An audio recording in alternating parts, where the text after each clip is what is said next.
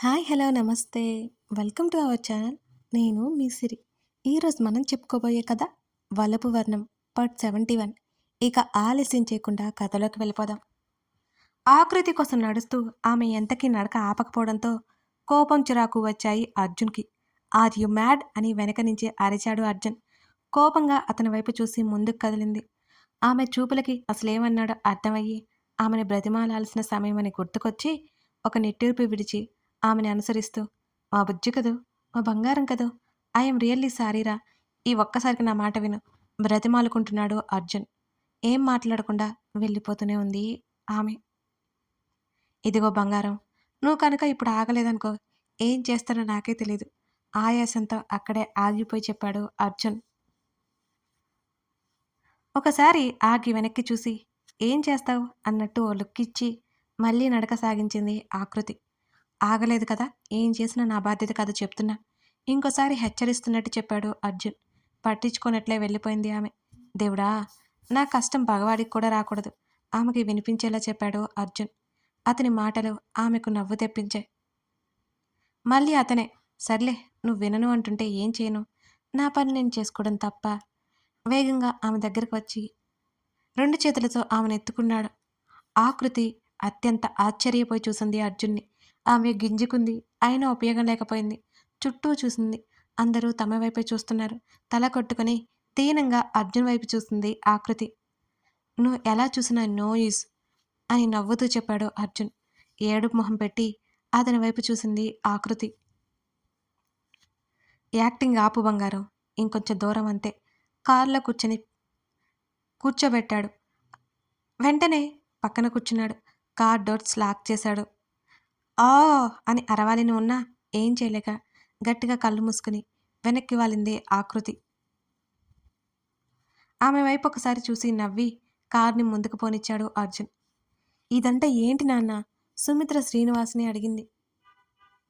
వివిధ ఏం చేయమందో చెప్పి ఇప్పటికి వాళ్ళు బయటపడ్డారు అబ్బాయి గారు అని అన్నాడు శ్రీనివాస్. ఇంత జరిగిందా? అందుకే అర్జున్ ఆకృతికి పెళ్ళంటే కంగారు పడిపోయాడు అని సురేంద్ర అన్నాడు. అవును, నేను కూడా ఇండైరెక్ట్గా మామయ్య కూతుర్ని పెళ్లి చేసుకుంటావా అని అడిగితే బంగారం అనుకుని ఎగిరి గంతేసంత పని చేశాడు అని అన్నాడు శ్రీనివాస్ కాస్త నవ్వుతూ. ఇక ఎక్కువ ఇబ్బంది పెట్టకు శ్రీను, నేను అసలు ఊహించలేదు తెలుసా, ఇంత ధైర్యంగా అందరికీ సమాధానం చెప్తాడని అనుకోలేదు, తప్పించుకుంటాడులే అనుకున్నాను అని ఆశ్చర్యంగా అన్నాడు వీరేంద్ర. భయాలు లాంటివి ఏ కోసనా లేవు అయ్యగారికి, చిన్నప్పటి నుంచి చూస్తున్నాను కదా అన్నాడు శ్రీనివాస్. అంటే మీరందరూ కలిసి నానీని బాధ పెడతారా అని అంది హేమ శ్రీనివాస్ని కోపంగా చూస్తూ. హేమ, నాకేం తెలియదురా అని సురేంద్ర అన్నాడు. పాపం నాని ఎంత కంగారు పడిపోయాడో అని అంది విజయ కూడా. ఏం పర్లేదులే, ఇలా చేయబట్టే కదా మనసులో ఉంది మొత్తం కక్కేశాడు, లేదంటేనా బంగారాన్ని వేరే ఇంటికి కోడలుగా పంపడం నా వల్ల అస్సలు కాదు అని అన్నాడు శ్రీనివాస్.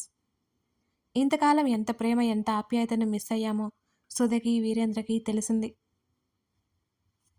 వివిధకి వీళ్ళింత దగ్గర కాలేకపోయింది అని బాధపడింది సుధ. ఆకృతి మీద అసూయ లాంటివి ఏమీ లేవు సుధకి. కొంత సమయం ఉండి వెళ్ళిపోయారు వాళ్ళిద్దరూ. ఇంట్లో అందరూ కాస్త రిలాక్స్ అయ్యారు. ఆకృతి కోపంగా వెళ్ళి ఉంటుంది, అర్జున్ తిప్పలేంటో అనుకున్నారు అంతా. సుమిత్రని రెస్ట్ తీసుకోమని చెప్పి సురేంద్ర ఇంట్లో సెటిల్ అయ్యారు నలుగురు. ఆకృతి వాళ్ళ ఇంటి ముందు కారు ఆగింది. ఆమె కారు దిగి నేరుగా లోపలికి వెళ్ళిపోయింది. ఆకృతి వెనక్కి నవ్వుకుంటూ వెళ్ళాడు అర్జున్. అతనికి కాస్త ప్రశాంతంగా ఉంది ఇప్పుడు, ఇంట్లో ప్రాబ్లం సాల్వ్ అయ్యేసరికి. వీళ్ళు వెళ్ళేసరికి హేమ, శ్రీనివాస్, సురేంద్ర, విజయ హాల్లో సోఫాలో కూర్చొని మాట్లాడుకుంటున్నారు. లోపలికి వచ్చిన ఆకృతి వైపు చూశారు అందరూ నవ్వుతూ. అందరి వైపు ఒక చూపు చూసి వడివడిగా గదిలోకి వెళ్ళిపోయింది ఆకృతి.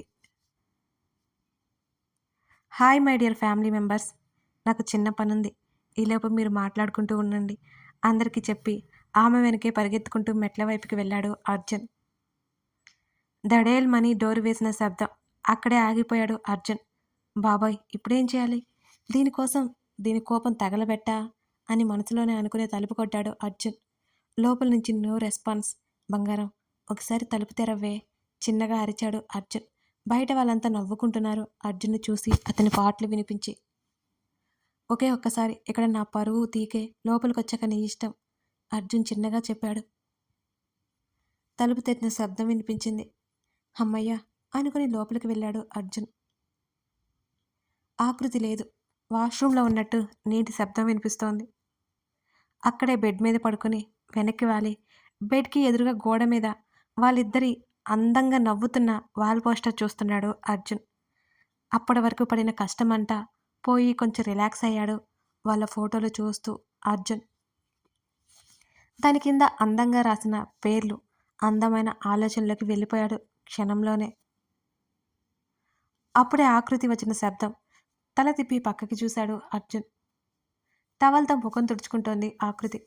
ఆమె జుట్టునంతా ముడివేసి కోపంలో కూడా మరింత ముద్దుగా కనిపిస్తోంది అతని కళ్ళకి. ఆమెను దగ్గరికి లాక్కున్నాడు అతను. వెళ్ళి అతని మీద పడిపోయింది ఆకృతి అతను అలా లాగడంతో. విడిపించుకోవాలని చూసినా ఆమె ప్రయత్నం వృధా అయింది అతని ముందు. కాసేపటి తర్వాత అతని ఎద మీద వాలిపోయి ఆమె వెక్కి ఎక్కి ఏడవసాగింది. అర్జున్కి బాధేసింది. ఆకృతి మనస్థితి అతనికి అర్థమైంది. ఊరుకోబెట్టడానికి చూస్తున్నాడు అర్జున్. ఆకృతి చుట్టూ చేతులు వేసి ఎదకు ఆమె తలని ఆనించి అతను పట్టుకున్నాడు. అలాగే ఏడుస్తూ ఆమె కళ్ళు మూసుకుంది. కొన్ని గంటల ముందు వివి ఎయిర్పోర్ట్లో దూరం నుంచి వివిధను చూస్తూ అరిచాడు విశ్వ. చూడగానే ఆనందంతో లగేజ్ అక్కడే పడేసి పరిగెత్తింది వివిధ. తీరా ఆ బ్యాగ్ వెళ్ళి అదరు కాళ్ళ మీద పడింది. నొప్పితో చిన్నగా అరిచాడు అదరు. ఏమైంది, చూసుకోవాలి కదా అంది సహన. ఏం జరిగిందో తెలుసా మెంటల్, వివిధ కాళ్ళ మీద బ్యాగ్ పడేసిపోయింది అన్నాడు బాధగా ముఖం పెట్టి. సహన నవ్వింది. నీకు బాగానే నవ్వొస్తుందిలే పదా అని విసుక్కున్నాడు అదరు. హాయ్ విస్సు అని విశ్వని హక్ చేసుకుని చాలా సంతోషపడిపోయింది వివిధ. ఎలా ఉన్నా వివి, దూరం జరిపి అడిగాడు విశ్వ. బాగున్నాను, చిక్కిపోయామే, విశ్వ పొట్టలో చిన్నగా పంచిచ్చింది వివిధ. ఈ మధ్య వీడికి ఆలోచనలు ఎక్కువైపోయాయిలే అని అన్నాడు అదర్వ్ అప్పుడే అక్కడికొచ్చి. వాడంతేలే వివి, పద అని వివిధ చేపట్టుకుని నడిచాడు విశ్వ.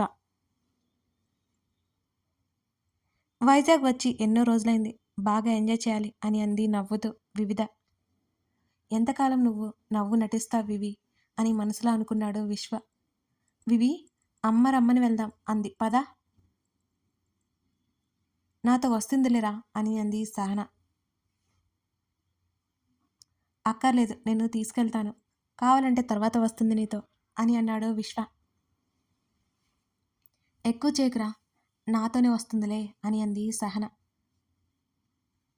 మీరిద్దరూ ఆగుతారా అని సహనకి విశ్వకి చెప్పి, వివి నువ్వు ఎవరితో వస్తావు అని అడిగాడు అదర్వ్. సహనని విశ్వని చూసింది వివిధ.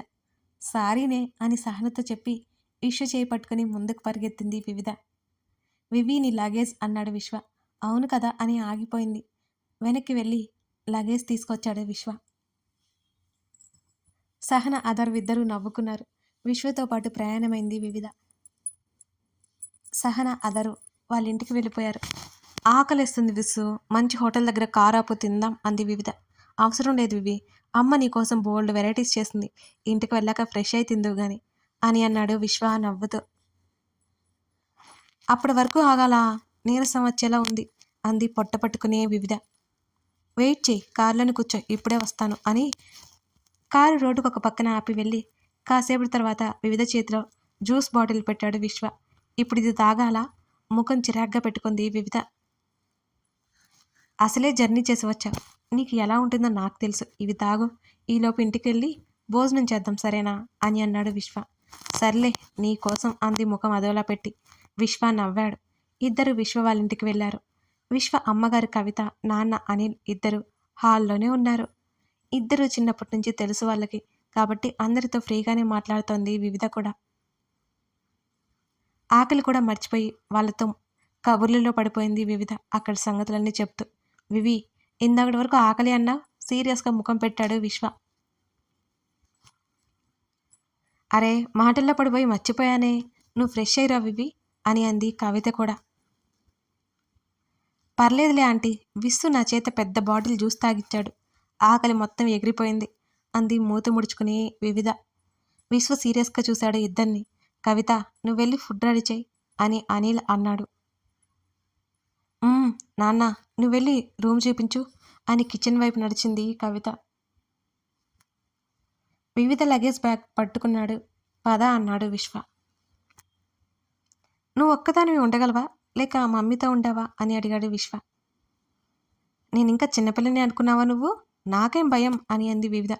అవునా, చూద్దాంలే అన్నాడు. నువ్వే షాక్ అవుతావు అని అంది వివిధ కూడా. నవ్వి తన రూమ్ పక్కన రూమ్ చూపించాడు విశ్వ. ఫ్రెష్ అయ్యిరా, నేను రూమ్లో ఉంటాను, కాల్ మాట్లాడాలి, ఇంపార్టెంట్ అని అన్నాడు విశ్వ. నో ప్రాబ్లం, ఆంటీ వాళ్ళు నాకేమైనా కొత్త ఏంటి, నువ్వెళ్ళు అని అంది నవ్వుతూ వివిధ. చిన్నగా నవ్వి వెళ్ళిపోయాడు విశ్వ. ఇంట్లోకి అడుగు పెట్టాలంటే సహనకి భయంగా ఉంది. అదర్వ్ చేతిని మరింత గట్టిగా పట్టుకుంది ఆమె. ఏం కాదరా, నువ్వు టెన్షన్ పడకు, నీ మీద కోపమే లేదు అమ్మ వాళ్ళకి అని సహనకి ధైర్యం చెప్పి ఇంట్లోకి తీసుకెళ్ళిపోయాడు అథర్వ్. నవ్వుతూ పలకరించింది అథర్వ్ అమ్మగారు. క్షమించండి ఆంటీ అంది హగ్ చేసుకొని ఏడుస్తూ సహన. సహనని ఆవిడ ఓదార్చింది. సారీ అంకుల్ అంది రఘురామ్ని చూస్తూ సహన. మీరిద్దరూ కలిసి సంతోషంగా ఉంటే మాకేం అక్కర్లేదు. సహన తల మీద చేయి వేసి నిమిరాడు రఘురామ్. కాస్త ప్రశాంతంగా ఉంది సహనకి. అదర్ అమ్మా నాన్న తనని బాగా చూసుకుంటారు అని అనుకోలేదు అసలు. ఇది నీ ఇల్లు, ఇప్పటి నుంచి నువ్వు ఇంటి కోడలు. నువ్వు ఇబ్బంది పడాల్సిన అవసరం లేదు, మొహమాట పడాల్సిన అవసరం అంతకంటే లేదు. మీ అమ్మ వాళ్ళంటే ఎలా ఉన్నావో ఎలా ఉంటావో అలాగే ఉండాలి. అంతకంటే ఎక్కువగా ఈ ఇల్లు ఎప్పటికీ నీది. జరిగిపోయిన వాటిని తలుచుకొని నువ్వు ఏమీ మనసులో పెట్టుకోకు అని అంది ఆవిడ. తల ఊపి చిన్నగా నవ్వుతూ అథర్వ్‌ని చూసింది సహన. ఫ్రెష్ అయ్యి వచ్చి భోజనం చేసి రూమ్‌లోకి వచ్చి బెడ్ మీద పడిపోయింది సహన. కాసేపు తర్వాత వచ్చాడు అథర్వ్. ఓయ్ రాక్షసి, పడుకున్నావనుకున్నాను అటు ఇటు పొర్లుతున్న సహనని చూస్తూ చెప్పాడు అతను. నిద్ర పట్టలేదు, అయినా నిద్రపోవడానికి ఇదేమైనా నైట్ టైమా అని అడిగింది సహన. బాబోయ్, నువ్వు నీ ప్రాక్టికల్ థియరీలు ఇప్పుడు మొదలు పెట్టకే, ఈవినింగ్లు కూడా నిద్రపోవచ్చు అన్నాడు ఆమె పక్కన బెడ్ మీద పడిపోతూ. నవ్వి అథర్వ్ వైపు తల తిప్పి చూసింది బోర్లా పడుకొని. ఆమె నడుము వెనక భాగంలో తల పెట్టుకుని పడుకున్నాడు అథర్వ్. అథర్వ్ ఆమె పిలిచింది. చెప్పు. థ్యాంక్స్ రా అని అంది సహన. ఇప్పుడెందుకే తలెత్తి ఆమెని చూస్తూ అడిగాడు అథర్వ్. చెప్పాలి అనిపించింది అని నవ్వింది సహన. అదోలా చూసి అంతలోనే ఏది చిలిపి ఆలోచన రాగానే ఆమె నడుము మీద చేతి వేళ్లతో తడిమాడు అథర్వ్. ఉలిక్కిపడి లేచి కూర్చుంది. అథర్వ్ వెళ్ళి దూరంగా పడ్డాడు. రాక్షసి అన్నాడు సహనని గుర్రుగా చూస్తూ. లేకపోతే పట్టపగలే వేచాలా అంది. ప్రేమకి పగలేంటి రాత్రేంటే అంటూ వెనక్కి తోసి ఆమె మీదకి చేరిపోయాడు. ఈడియట్ లే అంది సహన. ఈడియట్ అన్నావుగా, ఇక నీ మాట ఎలా వింటాను అనుకున్నావు అని అన్నాడు అథర్వ్ కళ్ళెగరేస్తూ. తన చూపు దిశ మారుస్తూ బండోడా లే, ఇంకోసారి అలా అంటే ఏం చేస్తాను తెలుసా? ఏం చేస్తావు? ఎవరు భయపడరు కదా నీకు అని అంది కావాలని. మాటలు బాగా ఎక్కువైపోతున్నాయి నీకు, తగ్గిస్తా. ఆమెకి మాట్లాడే అవకాశం ఇవ్వకుండా ఇద్దరి పెదవులను జత చేశాడు అథర్వ్. ముద్దుని ఆస్వాదిస్తూ అతని వీపు మీద చేతులు వేసి దగ్గరికి లాక్కుంది సహన. ముద్దులతో ముంచెత్తుతూ ఆమె నదటి వశం చేసుకున్నాడు అథర్వ్. అతని ఆధీనంలోకి వెళ్ళిపోయి అతనిలో కలిసిపోయింది ఆమె. వల్పువర్ణం ప్రేక్షకులకి చిన్న విజ్ఞప్తి, నచ్చితే లైక్ చేసి కామెంట్ చేయండి. అలాగే మన ఛానల్లో ఇష్టమైన సకుడా అనే స్టోరీ రన్ అవుతుంది, ఓసారి చూడండి, మీకు బాగా నచ్చుతుంది. ఆ స్టోరీకి సంబంధించిన లింక్ నేను కింద డిస్క్రిప్షన్లో ఇస్తాను, మర్చిపోకుండా ఒకసారి చెక్ చేయండి. Thank you for watching this video. మరో ఎపిసోడ్తో మళ్ళీ కలుద్దాం.